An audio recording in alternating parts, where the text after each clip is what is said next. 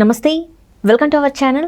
నేను సిరి. విజయమ్మ గారు రాజశేఖర్ రెడ్డి గారు అంటే జయంతి సందర్భంగా అక్కడ ఘాట్ దగ్గరికి వెళ్ళి ఏడుస్తున్నా కూడా జగన్మోహన్ రెడ్డి గారు పట్టించుకోలేని పరిస్థితి. అంటే ఇలాంటి ఒక జగన్మోహన్ రెడ్డి గారు కన్న తల్లి కన్నీటి పర్యంతం అవుతున్నా కూడా పట్టించుకోలేని జగన్ గారు ఇక ప్రజల మధ్యకి వచ్చి ప్రజల అంటే కష్టాల్ని పట్టించుకుంటారా అని చెప్పేసి కూడా కొన్ని వార్తలు అయితే ఇప్పుడు వస్తున్నాయి. మరి ఏం జరుగుతుంది? మరి నిజంగా జగన్మోహన్ రెడ్డి గారు అయితే ఇప్పుడు మళ్ళీ ప్రజల్లోకి వెళ్తా అంటున్నారు.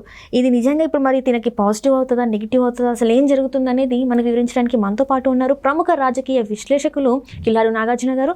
నమస్కారం సార్. నమస్తే. సరే, ఇప్పుడు చూస్తే మనం చూసాం కొద్దిసేపటి కిందట విజయమ్మ గారు అక్కడ తన భర్త ఘాట్ దగ్గర కన్నీటి పర్యంతం అవుతుంది. అయినా కూడా జగన్మోహన్ రెడ్డి గారు ఎవరో ఒక గెస్ట్ లాగా చేశారే తప్ప తన తల్లి అని చెప్పేసి అనిపించలేదు ఎవరికి కూడా.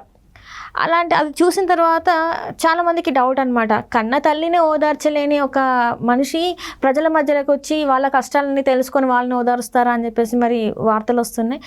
దీన్ని అసలు మనం ఎలా చూడాలంటారు? అంటే దీని గురించి మాట్లాడాలంటేనమ్మా కొంచెం మనకి సైకాలజీ కూడా తెలిసి ఉండాలి, మానసిక శాస్త్రం ఉండాలి. అది కొంచెం కనుక మనకి దాని మీద అవగాహన ఉంటే దీన్ని మనం ఎక్స్ప్లెయిన్ చేయొచ్చు. ఒకటి, 175కి 175 సీట్లు నాకు వస్తాయి అనేటువంటి గర్వంతో విర్రవీగినటువంటి ఒక మనిషి కేవలం 11 సీట్లకు మాత్రమే పరిమితం అయినప్పుడు ఘోరాతి ఘోరమైనటువంటి అవమానం పొందుతాడు అతను. దాన్ని కొంతమంది కొంచెం స్పిరిచువల్గా ఆధ్యాత్మిక మార్గంలో ఉన్నటువంటి వాళ్ళు ఏంటంటే దాన్ని కొంచెం వేదాంత ధోరణిలో గెలుపోవటంలో సహజం. సో నా టైం బాగున్నప్పుడు నేను గెలిచాను, టైం బాగోక ఓడిపోయాను, నేనేం తప్పులు చేసుకుంటున్నాను అని సమీక్షించుకొని దాని నుంచి మళ్ళీ పైకి వస్తారు.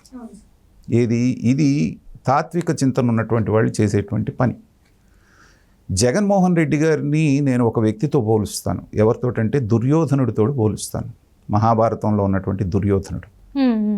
అతనికి విపరీతమైనటువంటి అహంభావం ఉంటుంది. ప్లస్ తను అనుకున్నది జరగకపోతే విపరీతమైనటువంటి అవమానం ఫీల్ అవుతాడు. సేమ్ మనస్తత్వం జగన్మోహన్ రెడ్డి గారిది. మహాభారత సంగ్రామం ఎందుకు జరిగింది? మయసభలో దుర్యోధనుడికి అవమానం జరిగింది. అప్పుడు ద్రౌపది నవ్వింది కాబట్టి ఆవిడ్ని సాధించడానికి మొదలైంది. మహాభారతం అంతా జరిగి యుద్ధం జరిగి చివరికి నాశనం అయిపోయింది. జగన్మోహన్ రెడ్డి గారు కూడా అలాగే పరాభవం పొందిన తర్వాత అనుక్షణం ఆయన ఏమనుకుంటాడంటే, మీరు నేను ఆయన ముందుకెళ్ళి మామూలుగా నమస్కారం సార్ అన్నా కూడా వీళ్ళు నన్ను ఎగతాళి చేయడానికే కదా నమస్కారం పెడుతున్నారు, నేను ఇలా ఓడిపోయాననే కదా వీళ్ళు వచ్చి నన్ను పరామర్శించి నన్ను అవమానిస్తున్నారు, ఈ రకంగా ఆలోచించడం మొదలు పెడతారు. అందుకనే ఓడిపోయిన దగ్గర నుంచి మీరు ఆయన బయటికి ఎప్పుడు వచ్చినా కూడా ఆయన బాడీ లాంగ్వేజ్, ఆయన మాట్లాడే పద్ధతి కనుక చూస్తే లోపల ఒక భావం ఉంది. కొత్త ఉడికిపోతున్నారు, అగ్నిపర్వతాలు బద్దలవుతున్నాయి, కానీ పైకి మామూలు మనిషిలాగా నటించాలి. ఎవ్వరి కళ్ళల్లోకి చూసి మాట్లాడలేము. అసలు అంతకుముందు కూడా చూసేవాడు కాదు, కానీ ఇప్పుడు అసలు లేదు. బయటకు వచ్చిన ఫ్రస్ట్రేషన్, మీరు దాడులు చేస్తే దాడులు చేస్తాం, అది ఇది. అలాగే పిన్నెల్లి రామకృష్ణారెడ్డి గారిని పరామర్శించడానికి వెళ్ళినప్పుడు కూడా నెల్లూరు ఒక మాట చెప్పాలనుకున్నాడు ఆయన, కానీ ఈవీఎం ఆయనే పగలగొట్టాడని నిర్ధారణ చేసి వచ్చాడు. అంటే ఆ ఫ్రస్ట్రేషన్లో ఏం మాట్లాడుతున్నాడు, ఏం చేస్తున్నాడు అనేటువంటిది తెలియట్లేదు. అలాగే తన ఓటమికి తన చెల్లి తల్లి చాలా పెద్ద పాత్ర పోషించారు అనేటువంటిది బలంగా నమ్ముతున్నాడు జగన్మోహన్ రెడ్డి గారు. వీళ్ళ మూలానే నేను ఓడిపోయాను, నా ఇంట్లో నుంచి వీళ్ళు వచ్చి బయటకు వచ్చి నాకు వ్యతిరేకంగా చేశారనేటువంటి ఆ అవమానం ఫీల్ అవుతున్నాడు ఆయన. సో అనుకోకుండా సందర్భం వచ్చింది కాబట్టి, కలవాల్సిన పరిస్థితి వచ్చింది కాబట్టి తల్లి అక్కడ, ఈయన ఇక్కడ ఉండాల్సిన పరిస్థితి వచ్చింది. ఇక ఒక మొక్కుబడి తంతులాగానే అక్కడ ఉన్నంతసేపు మీరు ఆయన బాడీ లాంగ్వేజ్ గమనించండి. ఇది ఎప్పుడెప్పుడు అయిపోతుందా, నేను ఎప్పుడెప్పుడు ఇక్కడ నుంచి పారిపోదాం అన్నటువంటి భావనలో ఆయన ఉన్నాడు. ఆయన బాడీ లాంగ్వేజ్ అలా కనిపించింది.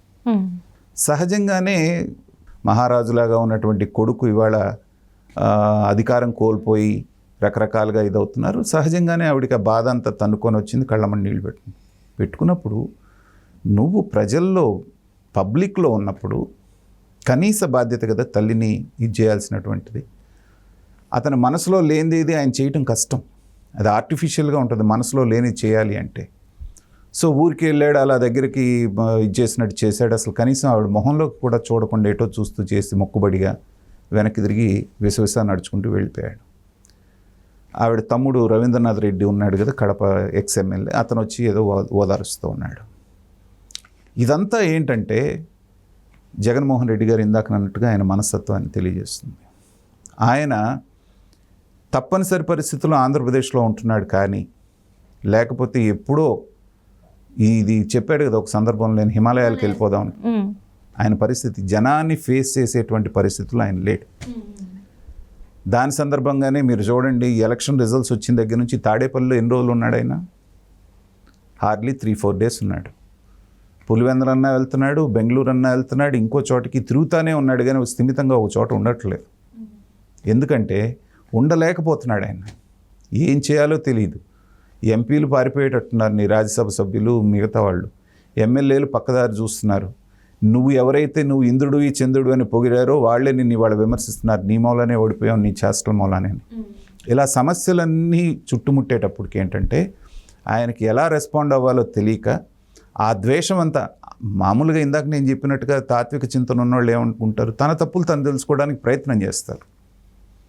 కానీ జగన్మోహన్ రెడ్డి గారు లాంటి వాళ్ళు ఏమనుకుంటారు, అందరూ కుట్ర చేసి ప్రపంచమంతా నాకు వ్యతిరేకమైపోయి దాంట్లో నా తల్లి చెల్లి కూడా కలిసి నన్ను నాశనం చేశారు అనేటువంటిది సమాజం మీద కక్ష పెంచుకుంటారు వీళ్ళు. సో సమాజం మీద కక్ష పెంచుకుని ఆ మానసిక సంతులన దెబ్బతిన్నప్పుడు ఏంటంటే వీళ్ళు ఎప్పుడు ఎలా బిహేవ్ చేస్తారో మనకు తెలియదు. ఆ మానసిక సమతౌల్యం కనుక ఒకసారి దెబ్బతిన్నది అనుకోండి, వాళ్ళు ఎప్పుడు ఎలా బిహేవ్ చేస్తారో మనకు తెలియదు.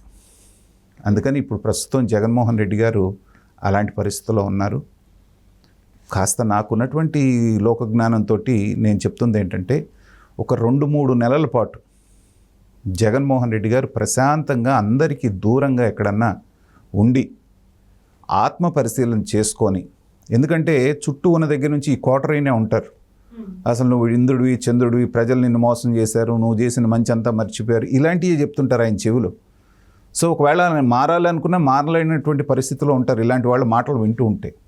అందుకని ఒంటరిగా లండన్ దగ్గర ఏదో ఒక ద్వీపం కొనుక్కున్నాడని వింటున్నాం. సో అక్కడికి వెళ్ళిపోయి ప్రశాంతంగా ఒక 3 నెలల నుంచి 6 నెలల పాటు ఏదైనా వీలైతే మెడిటేషన్ లాంటిది కూడా చేసుకుంటే ఏంటంటే కొంత స్థిమిత పడతాడు ఆయన. పడ్డ తరువాత తప్పు ఎక్కడ జరిగింది, తను ఏం తప్పులు చేశాడనేటువంటిది ముందు ఆయన ఒకసారి దాన్ని నెమరు వేసుకొని దాన్ని ఒకసారి రివ్యూ చేసుకుంటే, దాని నుంచి పాఠాలు నేర్చుకుంటే జగన్మోహన్ రెడ్డి గారికి ఇంకా కాస్త కూస్తో భవిష్యత్తు ఉంటుంది. అలా కాకుండా ప్రజలు నన్ను మోసం చేశారు, నేను మంచోడిని, నేను శుద్ధపూసననే భావనలోనే ఆయన కనుక ఉంటే ఎల్లకాలం ఇంకా పతనమే అవుతాడు, కానీ పైకి వచ్చేటువంటి అవకాశాలు మాత్రం కనిపించడం. Right sir, right. Thank you so much sir.